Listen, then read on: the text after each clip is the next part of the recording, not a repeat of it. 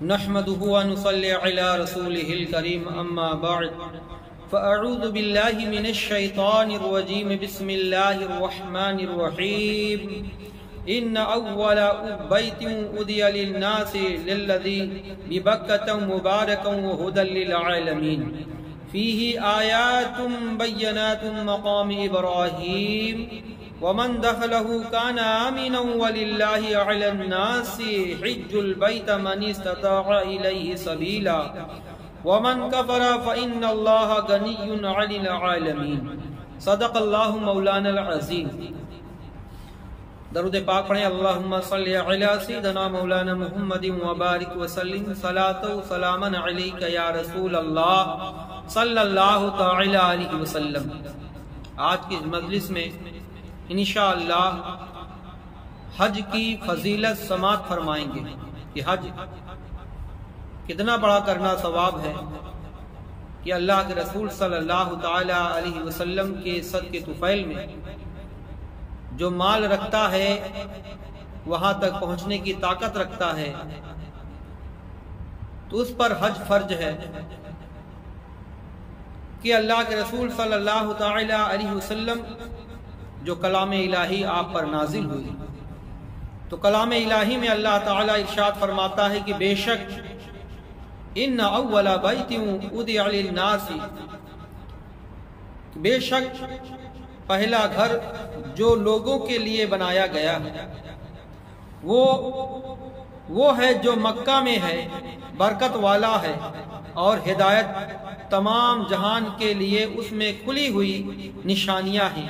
مقام ابراہیم، مقام ابراہیم کیا ہے؟ مقام ابراہیم جو ابراہیم علیہ السلام کے پاؤں کے نشان پتھر پہ پڑے تھے، اس پتھر کو خانہ کعبہ کے قریب ایک جالی میں رکھا گیا ہے جسے مقام ابراہیم کہتے ہیں۔ اللہ اپنے نبیوں کے پیروں کے نشان خانہ کعبہ کے پاس رکھا اور ان کی عظمت بتائی کہ ان کے پاس نماز پڑھ کے دعا مانگو گے تو اللہ دعا قبول فرمائے گا۔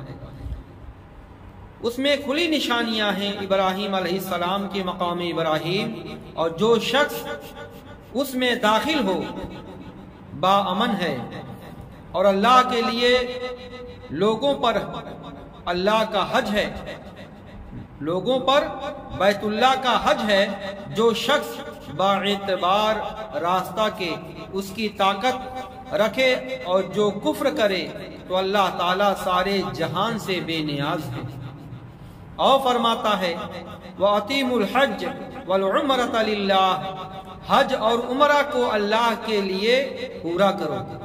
حدیث پاک میں اللہ کے رسول صلی اللہ تعالی علیہ وسلم، مسلم کی حدیث شریف میں حضرت ابو ہریرہ سے مروی ہے کہ رسول اللہ صلی اللہ تعالی علیہ وسلم نے ایک خطبہ پڑھا اور فرمایا کہ اے لوگوں، تم پر حج فرض کیا گیا، لہذا حج کرو۔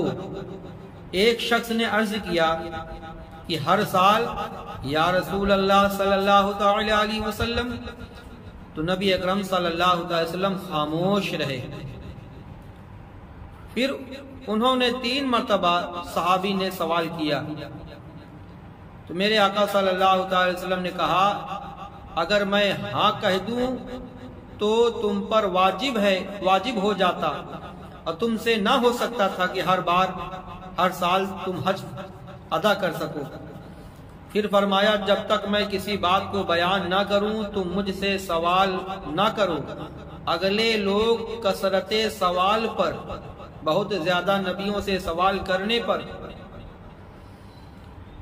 ان کی مخالفت سے ہلاک ہوئے، لہٰذا جب میں کسی بات کا حکم دوں تو جہاں تک ہو سکے اسے کرو، اور جب میں کسی بات سے منع کروں تو اسے چھوڑ دو۔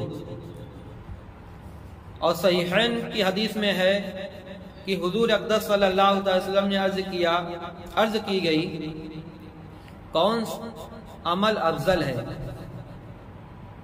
فرمایا میرے آقا نے اللہ اور رسول پر ایمان لانا۔